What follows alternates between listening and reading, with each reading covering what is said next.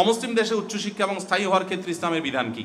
ইসলাম অমুসলিম দেশে উচ্চশিক্ষার জন্য যেতে নিষেধ করে না।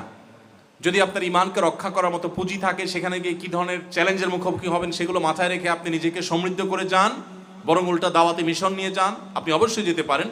কিন্তু স্থায়ী হওয়ার ব্যাপারে ইসলামের নির্দেশনা হলো, যেখানে থাকলে আপনার ইমান আমল নষ্ট হওয়ার আশঙ্কা আছে সেখানে আপনার জন্য থাকা জায়েজ নাই।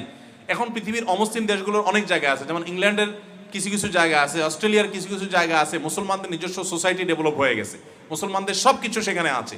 এরকম জায়গায় আলহামদুলিল্লাহ মুসলমানদের ইমান নষ্ট হওয়ার আশঙ্কা কম, যদি ওই জায়গায় সে থাকে।